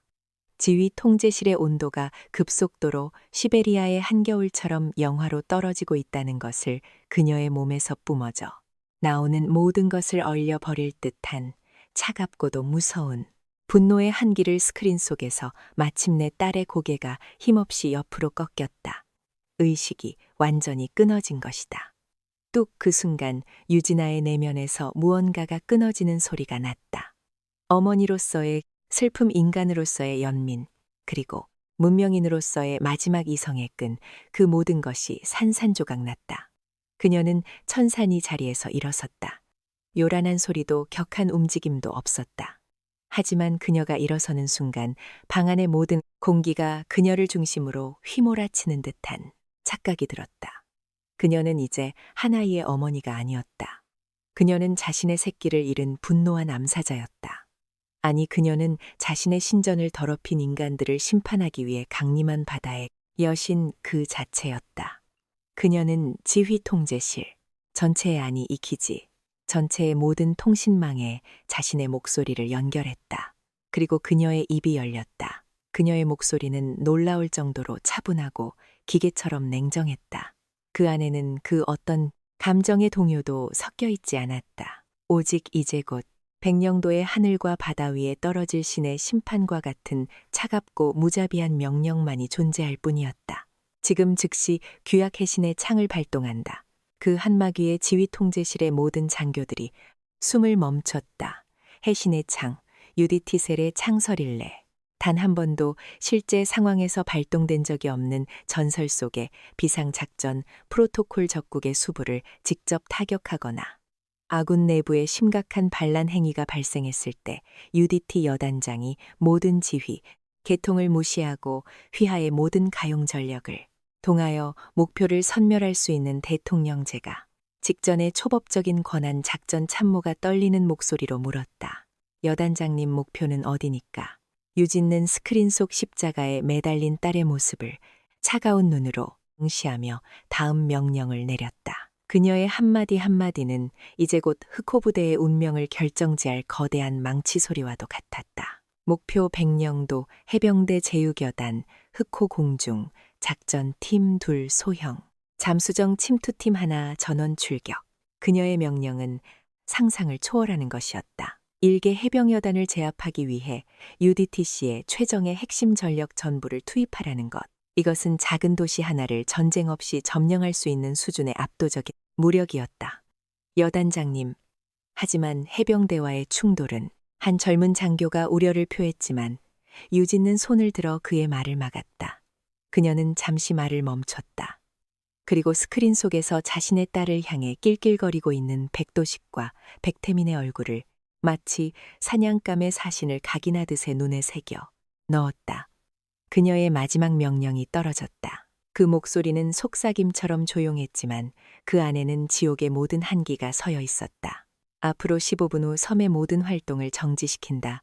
반복한다. 저 섬의 모든 것을 멈춰라. 명령이 끝났다. 아니, 심판의 서곡이 시작되었다. 합참 지휘 통제실은 즉시 전생 상태에 돌입했다. 전 공중작전팀 즉시 출동 준비. 목표 100년도 5분 내로 이륙한다. 해상 작전팀에 알려 돌고래 침투조 소형 잠수정에 탑승. 백령도 해안으로 즉시 침투 개시. 해군 작전사령부의 긴급 전문 타전. 백령도 인근 해역 모든 아군 함정 즉시 작전 반경 밖으로 이탈할 것. 반복한다. 즉시 이탈하라. 진해에 군왕은 순식간에 거대한 벌집처럼 들끓기 시작했다. 경고의 육중한 철문이 열리며 치읓 같은 어둠 속에서 스텔스 도료로 칠해진 날렵한 형체의 MH-60, S 나이트호크 헬기들이 그 모습을 드러냈다. 로터가 굉음을 내며 회전하기 시작했고 완전 무장한 UDT 대원들이 일사불란하게 헬기에 올라탔다. 보도에서는 위장 덮개가 걷히며 날카로운 상어처럼 생긴 침투용 고속정들이 크레인에 의해 바다로 내려지고 있었다. 그리고 항구의 가장 은밀한 곳 바닷속에서는 거대한 강철의 고래장보 고급 잠수함의 어뢰 발사관이 소리 없이 열리고 있었다. 하지만 그 안에서 나올 것은 어뢰가 아니었다. 유리 대원들을 태운 소형 침투 잠수정이었다. 하늘과 바다, 그리고 바닷속 육해공을 아우르는 입체적인 침투 작전이 단 한 사람의 명령에 일제히 시작된 것이다. 유진는 자신의 집무실로 돌아왔다. 그녀는 낡은 로켓 하나를 열었다. 그 안에는 젊은 시절의 그녀와 능능한 제복 차림의 한 남자가 환하게 웃고 있는 사진이 들어 있었다. 그녀의 남편 15년 전 바로 저 백령도 아빠 발에서 순직한 고강지환 대위였다. 그녀는 사진을 아주 오랫동안 말없이 바라보았다 보고 있어. 여보, 그녀는 속으로 울렸다. 이제야 당신의 복수를 시작할 수 있게 되었어. 그리고 우리의 딸 하린이를 건드린 저놈들을 내가 내 손으로 직접 지옥에 보내주겠어. 그녀는 로켓을 닫았다. 그리고는 벽에 걸려있던 검은색 UDT 베레모와 자신의 권총을 챙겨들었다. 그녀는 옥상 헬리포트로 향했다. 그곳에는 그녀를 위한 지휘 헬기 한 대가 이미 괴음을 내며 대기하고 있었다. 바다의 여왕이 마침내 직접 전장으로 향하고 있었다.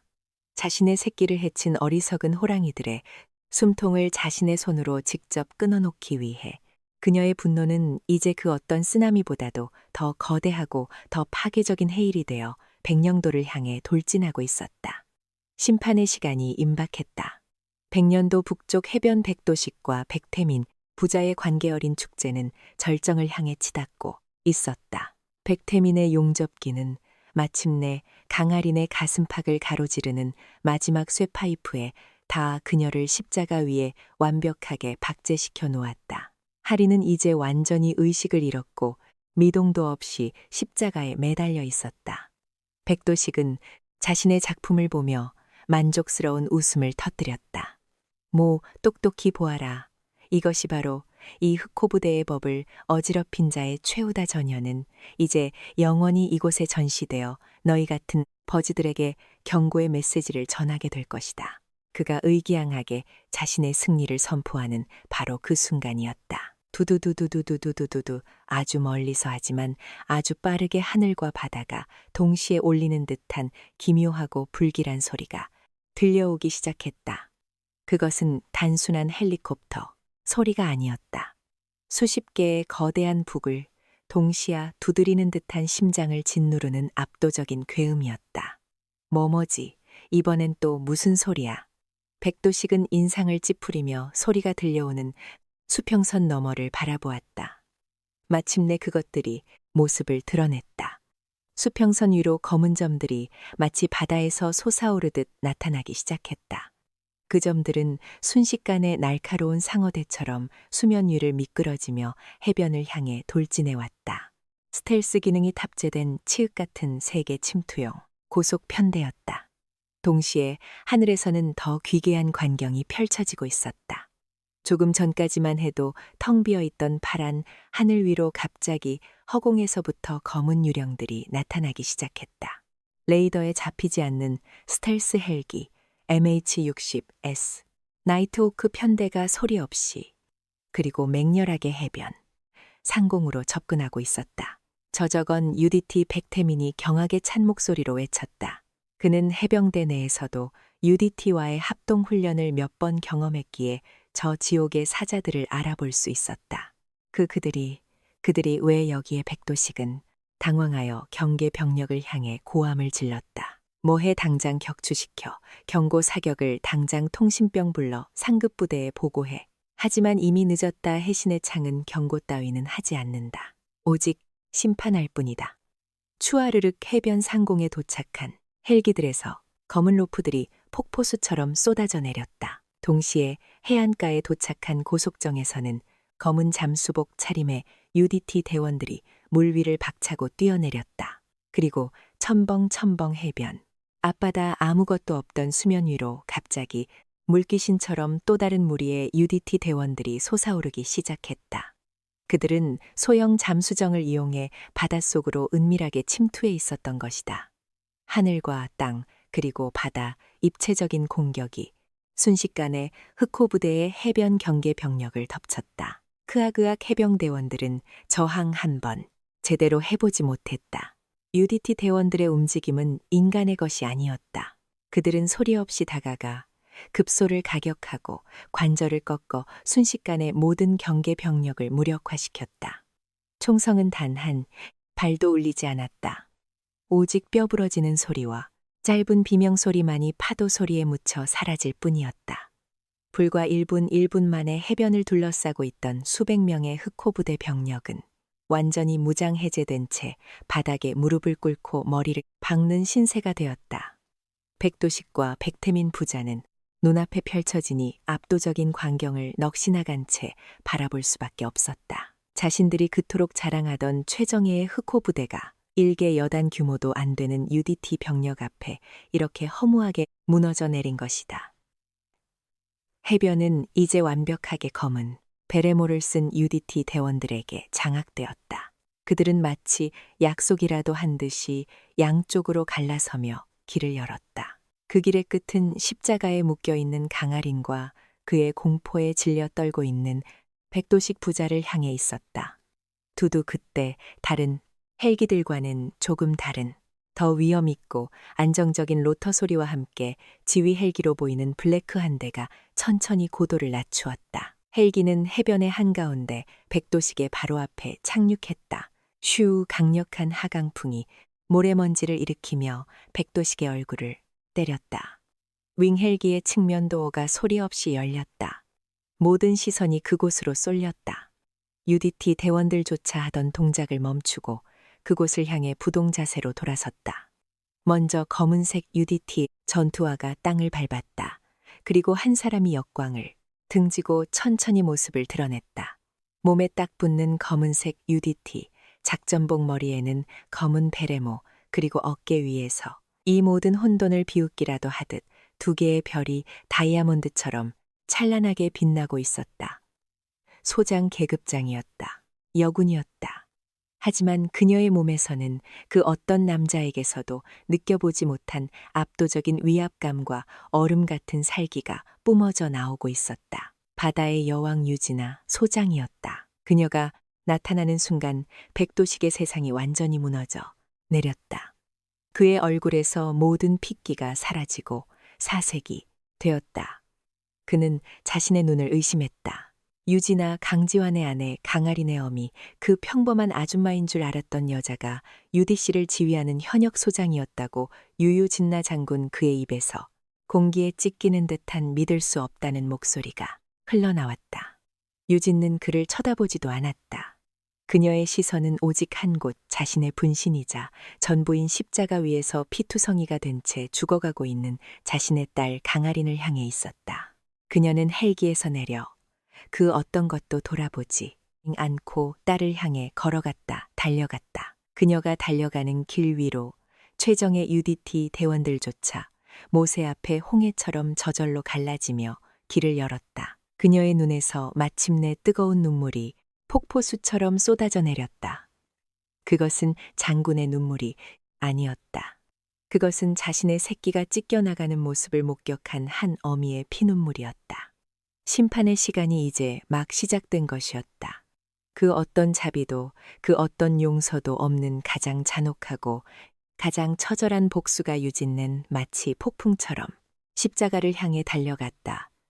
그녀의 눈에 비친 것은 더 이상 자랑스러운 해병대 소위가 아니었다. 그것은 인간의 형상을 한 악마들에게 산재물처럼 바쳐진 자신의 가여운 새끼였다. 온몸이 피와 화상으로 얼룩지고 의식을 잃은 채 십자가 위에 총 늘어져 있는 딸의 모습. 하리나 정신 차려. 그녀의 목소리는 절규에 가까웠다. 그녀는 옆에 있던 UDT 대원에게서 플라즈마 절단기를 빼앗아들었다.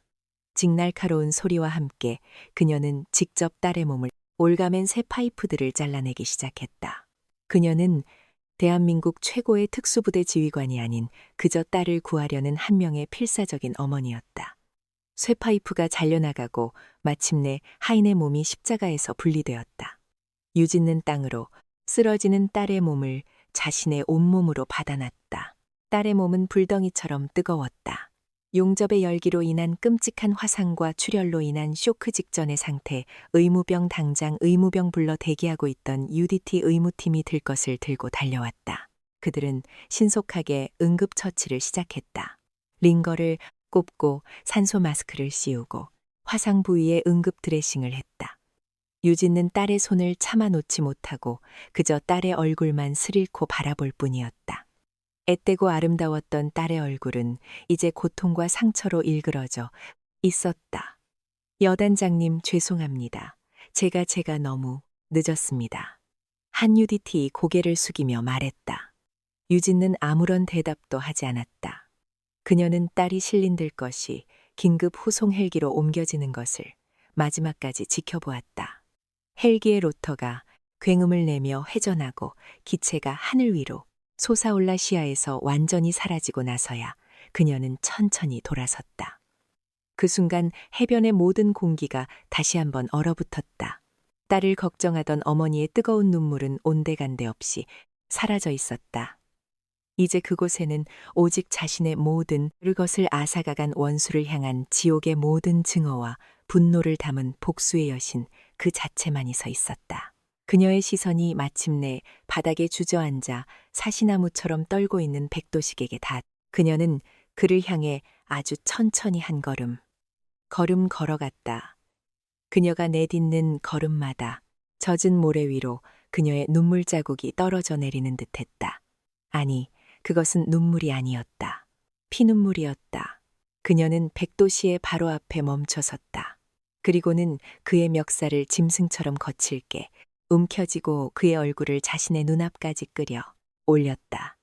그녀의 목소리는 속삭임처럼 조용했지만 그 안에는 이 세상의 그 어떤 저주보다도 더 무서운 증오가 담겨 있었다. 백도식 내놈은 방금 대한민국 해병대 소위를 고문한 것이 아니다. 그녀의 눈에서 뜨거운 불꽃이 뿜어져 나오는 듯했다. 내놈은 내 딸을 건드렸다. 그 말이 끝나기가 무섭게 그녀는 자신의 군복 주머니에서 방수 처리된 태블릿이 하나를 꺼내 그의 얼굴 앞에 집어던졌다. 쿵 태블릿이 모래 사장 위로 떨어졌다. 화면에는 이미 영상 하나가 재생되고 있었다. 그것은 강아린의 비상 버튼을 통해 그녀의 지휘 통제실로 실시간으로 전송되었던 바로 그 고문 영상이었다. 백도식 자신의 목소리, 백태민의 관길인 웃음소리, 그리고 하인의 끔찍한 비명소리까지 그들의 모든 죄악이 완벽하게 기록되어 있었다. 이익원 백도식은 자신의 눈앞에 펼쳐진 증거의 말을 잊지 못했다. 그것뿐인 줄 아나 유진아의 목소리가 얼음처럼 차갑게 가라앉았다. 그녀는 백도식의 멱살을 잡은 손에 더욱 힘을 주었다. 내 놈과 나의 악연은 오늘이 처음이 아니지. 그녀는 자신의 목에 걸고 있던 낡은 인식표 목걸이를 꺼내 보였다. 그곳에는 해군 대위 강지환이라는 이름이 새겨져 있었다. 이 이름 기억하나? 그 이름을 보는 순간 백도식의 능동자가 지진이라도 만난 듯 격렬하게 흔들리기 시작했다. 강지환 15년 전 자신의 손으로 직접 바닷속에 수장시켰던 바로 그 이름. 네가 강지환의 아내였을 줄이야. 그래. 유진아의 입가에 비참하고도 잔인한 미소가 떠올랐다. 내 놈은 내 남편도 죽였다. 그녀는 또 다른 태블릿 PC 하나를 꺼내 들었다. 지난 15년간 나는 단 하루도 그날을 잊은 적이 없. 나는 내 모든 힘을 동원해 그날의 진실을 파헤쳤지. 화면이 켜지고 그 안에는 15년 전의 훈련 기록 보고서와 당시 참가했던 부대원들의 비밀 증언 녹취록, 그리고 백도식의 비리 행적에 대한 조사 자료들이 나타났다. 너는 당시 해군으로부터 최신형 수중 장비를 납품받는 과정에서 업체로부터 거액의 뇌물을 받았더군. 하지만 그 장비에 치명적인 결함이 있다는 것을 알게 되었지. 만약 그 사실이 밝혀지면 내 놈의 모든 것이 끝장날 상황이었어. 그래서 너는 그 사실을 은폐하기 위해 합동 훈련을 이용했다. 너는 내 남편 강지환 대위가 사용할 산소통에 일부러 손을 댔다. 압력 조절 장치를 미세하게 조작하여 깊은 수심에서 과부하가 걸리도록 만든 것이지. 그리고 그여 죽음을 단순한 장비 결함으로 인한 사고로 위장했다야. 거짓말이야. 백도식은 미친 사람처럼 소리쳤다. 거짓말이라고. 유진은 마지막 증거를 그의 눈앞에 들이밀었다. 그것은 당시 훈련에 참가했던 백도식의 직속 부하한 명예 양심 선언 영상이었다. 그는 몇 년 전 암으로 죽기 직전 모든 진실을 녹화하여 유진아에게 비밀리에 전달했던 것이다. 영상 속에서 그는 눈물을 흘리며 15년 전에 모든 진실을 고백하고 있었다. 백도식은 더 이상 아무런 말도 하지 못했다. 그의 완벽했던 범죄, 영원히 묻힐 것이라고 믿었던 그의 비밀이 15년이라는 세월을 넘어 피해자의 아내 그리고 그의 딸 앞에서 이렇게 완벽하게 발가벗겨진 것이다. 유진은 그의 멱살을 놓았다. 그는 힘없이 모래 사장 위로 쓰러졌다. 그는 이제 더 이상 흑호 부대의 여단장이 아니었다. 그는 그저 자신의 모든 죄악이 드러난 비참하고 추악한 살인자뿐이었다. 유진은 그를 벌레를 보는 듯한 눈으로 내려다 보았다. 백도식 니논의 피는 너무나도 더럽다. 그녀의 목소리는 사형, 선고와도 같았다. 내 놈이 흘린 피로는 내 남편과 내 딸의 고통을 결코 씻어낼 수 없을 것이다. 그녀는 돌아섰다. 그녀의 복수는 아직 끝나지 않았다. 법의 심판은 너무나도 관대했다. 그에게는 더 큰 심판이 필요했다. 그가 그토록 짓밟고 무시했던 수백 명의 침묵하는 자들의 심판이 그녀는 해변을 가득 메운 채 이 모든 광경을 숨지겨 지켜보고 있던 흑호 부대의 해병들을 향해 천천히 걸어갔다. 그녀의 손에는 백도식이 사용했던 바로 그 마이크가 들려 있었다. 이제 진짜 재판을 시작할 시간이었다. 모든 진실이 드러나자 백도식은 마지막 남은 이성의 끈을 놓아버렸다. 그는 모래사장에 주저앉은 채 미친 사람처럼 웃다가 울다가를 반복했다. 그리고는 갑자기 벌떡 일어나 유진아를 향해 달려들 기세로 포효했다. 거짓말이야. 전부 다 니년이 꾸며낸 모함이야. 그는 아직도 자신의 권력이 통할 것이라고 착각하고 있었다. 그는 주변에 도열한 흑호부대 해병을 향해 미친 듯이 외쳐댔다. 뭘 꾸물거리고 있어. 전여운 스파이야. 우리 부대를 무너뜨리러 온 적이라고 당장 전연을 쏴주게 하지만 그 누구도 움직이지 않았다. 수백 명의 해병들은 그저 얼어붙은 채 자신들의 눈앞에서 벌어지니 거대한 진실의 폭풍을 망연자실하게 바라볼 뿐이었다. 자신들이 그토록 신처럼 여기고 두려워했던 여단장이 사실은 동료를 죽인 살인자이자 부대를 좀먹어온 부패의 화신이었다는 사실. UDT 대원들이 발악하는 백도식을 제압하기 위해 총구를 겨누었다. 하지만 유진는 손을 들어 그들을 막았다. 아직 아니다. 그녀는 나직이 말했다. 저자의 심판은 내가 내리는 것이 아니야. 그녀는 백도식이 떨어뜨렸던 마이크를 주워들었다. 그리고는 해변을 가득 메운 채 공포와 혼란 그리고 분노에 휩싸여 있는 수백 명의 침묵하는 자들 흑호 부대의 해병들을 향해 천천히 걸어갔다. 그녀의 목소리는 마이크를 통해 거친 파도, 소리를 뚫고 해변 전체에 울려 퍼졌다. 그것은 장군의 목소리가 아니었다. 그것은 남편을 잃은 아내이자 딸을 잃을 뻔했던 한 명의 어머니의 목소리였다. 나는 여러분을 원망하지 않는다. 그녀는 천천히 입을 열었다. 나는 안다. 여러분이 왜 침묵해야만 했는지, 저 악마의 폭력 앞에서 개인의 저항이 얼마나 무력하고 진실을 외치는 것이 얼마나 위험한 일이었는지를. 하지만 그녀의 목소리가 칼날처럼 날카로워졌다. 여러분의 그 침묵이 결국 저 악마를 키워냈다는 사실 또한 부정할 수는 없을 것이다. 그녀의 말은 비수가 되어 모든 해병들의 가슴에 밝혔다. 죄책감 수치심 그들이 애써 외면해왔던 감정들이 파도처럼 밀려왔다. 저 악마는 여러분의 침묵을 먹고 자라났다. 여러분의 두려움을 방패 삼아 온갖 죄악을 저질렀다. 여러분의 동료를 때리고 여러분의 주머니를 털고 심지어는 여러분의 목숨을 담보로 자신의 배를 채웠다. 그리고 그 침묵의 마지막 대가는 바로 내 딸 강인소희의 십자가였다. 만약 오늘 내가 오지 않았다면 내일은 여러분 중 또 다른 누군가가 저 십자가 위에 묶이게 되었을지도 모른다. 그녀의 외침에 해병들의 고개가 더욱 깊이 숙여졌다. 하지만 유진아의 목소리가 다시 한번 천둥처럼 울려 퍼졌다. 오늘 나는 여러분에게 그 모든 굴욕과 침묵의 사슬을 끊어낼 마지막 기회를 주고자 한다. 오늘 나는 나를 급 해병으로서의 잃어버린 명예를 여러분 자신의 손으로 되찾을 기회를 주고자 한다. 그녀는 자신의 모든 힘을 다해 포효했다. 그것은 심판의 나팔 소리와도 같았다. 지금 이 자리에서 백도식과 백태민 부자에게 단 한 번이라도 부당한 폭행을 당했거나 금품을 갈취당했거나 인격적인 모욕을 당했던 모든 해병들은 앞으로 한 걸음 나와라. 그녀의 선포가 끝나자 해변에는 숨막히는 정적이 흘렀다. 수백 수천 개의 눈동자가 서로의 눈치만 보며 격렬하게 흔들리고 있었다. 그들의 몸속 깊이 지난 몇 년간 쌓여온 공포의 기억이 마치 납덩이처럼 그들의 발목을 붙잡고 있었다. 만약 내가 나섰다가 모든 것이 다시 원래대로 돌아가면 그 두 효음이 그들을 꼼짝 못하게 만들고 있었다. 백도식의 입가에 다시 희미한 경멸의 미소가 떠오르려는 순간이었다. 그는 비웃었다. 거봐라. 저것들이 바로 내가 길들인 개들의 모습이다. 바로 그때였다. 해병들의 가장 뒷줄, 가장 어리고 가장 힘없는 계급 한 명의 이병이 부들부들 떨리는 다리를 이끌고 앞으로 한 걸음을 내디다. 그는 이 부대에 온 첫날 백태민에게 무자비하게 폭행당했던 바로 그 신병이었다. 그의 눈에는 공포 가득했지만 그 너머에는 더 이상 물러설 수 없다는 필사적인 용기가 담겨 있었다. 아주 작고 힘없는 한 걸음.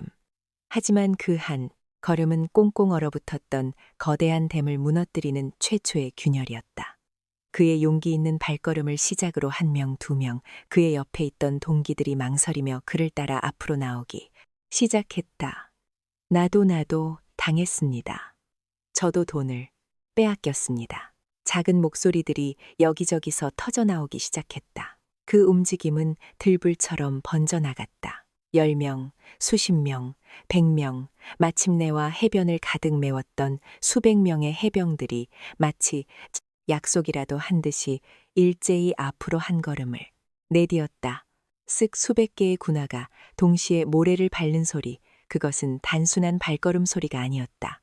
그것은 더 이상 침묵하지 않겠다는 억눌렸던 자들의 거대한 함성이었다. 그것은 부패한 권력을 향한 살아있는 인간 파도의 진격이었다. 그것은 그들 스스로가 내리는 가장 준엄하고 가장 정의로운 판결이었다. 백도식과 백태민은 자신들의 눈앞에 펼쳐진 광경을 보며 완전히 넋을 잃었다. 자신들이 그토록 벌레처럼 여기고 마음대로 짓밟았던 그 수백 명의 해병들이 이제는 거대한 심판의 벽이 되어 자신들을 압도하고 있었다. 그들의 눈에는 더 이상 살아있는 해병들이 보이지 않았다. 그것은 자신들의 폭력 아래 억울하게 신음했던 수백 수천 개의 원처럼 보였다. 으아. 백태민은 그 압도적인 광경 앞에서 마침내 완전히 무너져 내렸다. 그는 미친 사람처럼 귀를 막고 비명을 지르며 바닥을 뒹굴기 시작했다. 백도식 역시 더 이상 오만한 독재자가 아니었다. 그는 자신의 제국이 자신이 가장 하찮게 여겼던 백성들의 발걸음 아래 허무하게 무너져 내리는 것을 망연자실하게 바라볼 뿐이었다. 그녀는 그 광경을 뜨거운 눈으로 바라보았다. 그녀는 보았다.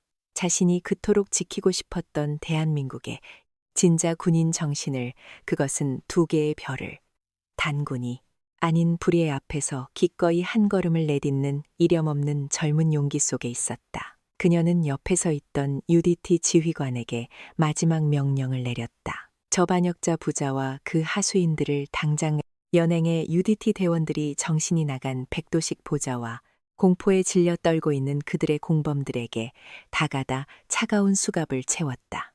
해변에 모인 수백 명의 해병들은 그저 조용히 그 광경을 지켜볼 뿐이었다. 그들의 눈에는 더 이상 공포가 아닌 자신들의 손으로 직접 정의를 바로 세웠다는 뜨거운 자부심이 서려 있었다. 가장 길었던 하루가 그렇게 저물고 있었다. 그리고 흑호 부대의 하늘 위로 새로운 시대의 새벽이 밝아오고 있었다. 그 새벽은 피로 물든, 하지만 그 무엇보다도 찬란한 검은 새벽이었다. 해신의 창작전은 흑호 부대의 해체와 함께 막을 내렸다. 하지만 그것은 끝이 아니었다. 대한민국 군 전체를 뒤흔든 거대한 정화 작업의 시작이었다. 백도식 부자가 체포된 이후 그들의 입에서, 그리고 그들이 숨겨두었던 비밀 장부 속에서 상상을 초월하는 부패의 사슬이 드러나기 시작했다. 국방부 특별합동수사본부가 꾸려졌고 유진화 소장은 대통령의 전폭적인 신임 아래 이 거대한 수사를 직접 지휘했다. 그녀는 딸의 병상을 지키고 싶은 어머니의 마음을 억누르고 군의 미래를 위해 다시 차가운 복수의 여신으로 돌아왔다. 투사는 수개월에 걸쳐 진행되었다. 그 과정에서 백도식의 비호 아래 군수품을 납품하며 배를 불려온 방산업체들 그에게 뇌물을 받고 그의 죄를 묵해 준 군상층부의 인사들 그리고 그와 결탁하여 이권을 챙겨온 지역 정치인들까지 수십 명의 몸통들이 줄줄이 법의 심판대 위에 섰다. 대한민국은 창군 이래 최대 규모의 군납비리 게이트, 흑호 게이트의 실체에 경악과 분노를 금치 못했다. 마침내 마지막 재판의 날이 밝았다. 군사법정 최고법원은 이 사건을 단순한 비리 사건이 아닌 국가안보를 존먹고 동료를 살해한 최악의 반역행위로 규정했다. 주범 백도식 대령에게는 살인, 교사, 이적행위, 군수품 횡령 등 수십 가지 죄목이 적용되어 군법 최고형인 사형이 선고되었다. 그의 아들 백태민 중사에게는 모든 범죄에 적극적으로 가담한 죄를 물어 무기징역이 선고되었다. 그들의 하수인데 역시 각각 수십 년의 중형을 선고받고 차가운 감옥 속으로 사라져갔다. 법정의 마지막 판결이 내려지는 순간 방청석에 앉아있던 유진는 조용히 눈을 감았다. 길고 길었던 복수가 마침내 끝나는 순간이었다. 하지만 그녀의 마음속에는 통쾌함보다 더 깊은 허무함과 슬픔이 밀려왔다. 이 승리를 위해 너무나도 많은 사람들이 희생되어야만 했다. 재판이 끝나고 유진는 곧바로 새로운 임무에 착수했다. 그것은 무너져 내린 흑호 부대를 완전히 새롭게 재건하는 것이었다. 흑호라는 이름은 부대의 치욕적인 역사와 함께 영원히 사라졌다. 그 자리에는 해군 특수전 전단의 직접적인 지휘 아래 최정예 대원들로만 구성된 새로운 이름의 특수 임무여단 트라이던트가 찬설되었다. 바다의 신이 사용하는 새 갈래창 분리를 꿰뚫고 정의를 수호하겠다는 강력한 의지를 담은 이름이었다. 그리고 유진는 백도식에게서 환수한 수천억 원의 검은 돈을 아주 특별한 곳에 사용하기로 결정했다. 그녀는 백년도 북쪽 강아린이 십자가에 묶였던 바로 그 비극의 해변 위에 거대한 추모공원을 짓기 시작했다. 그 공원의 이름은 침묵의 바다, 기억의 공원이었다. 이름 없는 섬 준난 훈련장에서 분리의 사고라는 이름 아래 억울하게 죽어간 모든 해병대와 해군 장병들을 기리기 위한 공간이었다. 공원의 중앙에는 더 이상 침묵하지 않겠다는 다짐의 상징으로 수백 명의 해병들이 앞으로 한 걸음 나아가는 모습을 형상화한 거대한 동상이 세워졌다. 그리고 그 동상의 가장 앞에는 또 다른 동상 하나가 세워졌다. 깊은 바닷속에서 마지막까지 동료를 구하려다. 장렬히 산화한 한 젊은 UDT, 대위의 동상고 강지환 대위, 그의 남편이자 강아린의 아버지, 그의 동상 아래에는 유진아가 직접 쓴 짧은 비문이 새겨져 있었다. 그는 바다를 사랑했고 바다는 그를 기억할 것이다. 15년간 묻혀있던 한 군인의 명예는 그렇게 그의 아내와 딸의 손에 의해 마침내 제자리를 찾았다. 추모공원 완공식 날 유진는 이제는 흉터가 거의 아물고 더욱 강인하고 성숙해진 딸 하린의 손을 잡고 공원을 찾았다. 하린은 자신의 아버지의 동상 앞에 하얀 국화 한 송이를 내려놓았다. 그녀의 눈에는 더 이상 눈물이 없었다. 오직 아버지를 향한 그리움과 그의 딸로서의 긍정만이 가득했다. 두 모녀는 말없이 석양으로 붉게 물들어가는 서해 바다를 바라보았다. 그 바다는 한때 그들에게서 모든 것을 앗아가간 슬픔의 공간이었다. 하지만 이제 그 바다는 모든 상처를 치유하고 새로운 시작을 약속하는 희망의 공간으로 변해 있었다. 흑호의 시대는 저물었다. 하지만 그 피로 물들었던 어두운 새벽의 끝에서 더 강하고 더 정의로운 트라이던트의 시대가 이제 막 떠오르고 있었다. 그것은 모든 것을 잃었던 한 여왕이 자신의 모든 것을 걸고 만들어낸 눈부신 검은 새벽이었다. 시간은 흘러 다시 1년이라는 세월이 지났다. 100년도의 침묵의 바다, 기억의 공원은 이제 전국 각지에서 찾아오는 추무객들과 새로운 해병대원들의 교육 장소로 자리 잡았다. 그들은 이곳에서 과거의 아픔을 기억하고 다시는 그와 같은 비극이 반복되지 않도록 굳게 맹세하곤 했다. 그날도 에덴 얼굴에 신임 해병 장교 후보생들이 공원을 찾아고 강지환 대위의 동상 앞에 섰다. 그리고 그들 앞에서 그들의 전설적인 선배이자 교관이 된 한 사람이 강단 있는 목소리로 연설을 하고 있었다. 해병에게 가장 중요한 것은 강인한 체력이나 백발백중의 사격술이 아니다. 그녀의 목소리는 애 얼굴과는 어울리지 않게 단단했다. 진정한 해병의 힘은 내 옆에 전우가 쓰러졌을 때 기꺼이 그를 위해 내 목숨을 던질 수 있는 용기에서 나온다.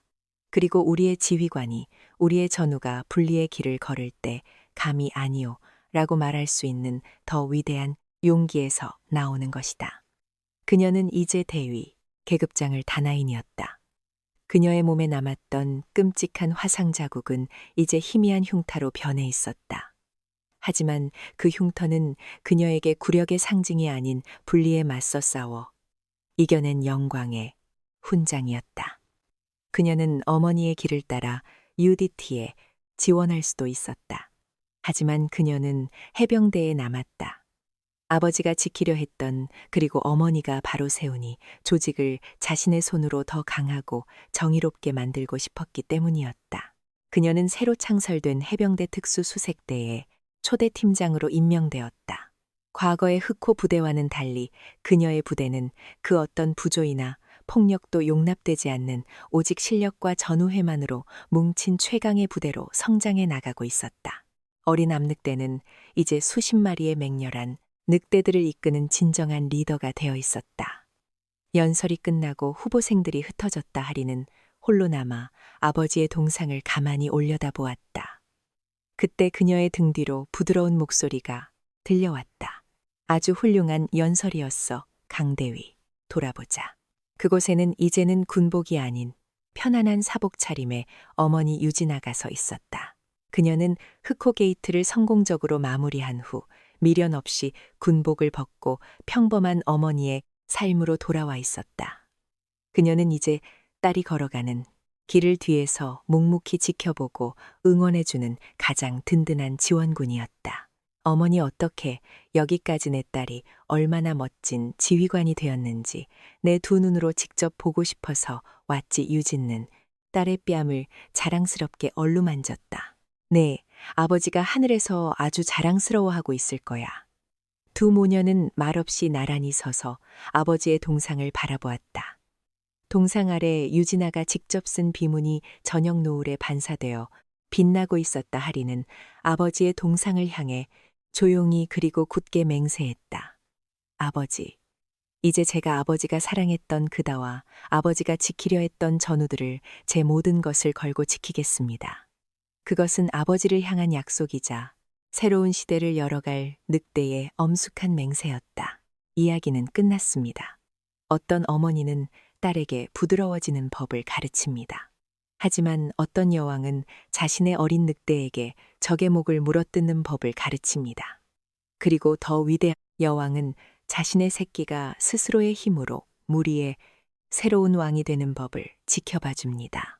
이 이야기는 우리에게 질문을 던집니다. 한 사람의 인생에서 부모가 물려줄 수 있는 가장 위대한 유산은 과연 무엇일까요? 막대한 재산입니까? 높은 사회적 지위가 아니면 그 어떤 분리 앞에서도 결코 꺾이지 않는 강철과도 같은 신념과 용기입니까? 우리는 모두 누군가의 아들이고 딸입니다. 그리고 언젠가는 누군가의 부모가 될 것입니다. 당신은 당신의 자녀에게 무엇을 물려주고 싶으십니까? 그리고 이 이야기의 진짜 주인공은 누구라고 생각하십니까? 모든 것을 심판한 여왕입니까? 아니면 모든 고통을 이겨내고 스스로 일어선 어린 늑대입니까? 그것도 아니면 어둠 속에서 기꺼이 첫 한 걸음을 내디뎠던 이름 없는 해병들입니까? 여러분의 생각을 지금 바로 댓글로 남겨주십시오. 예.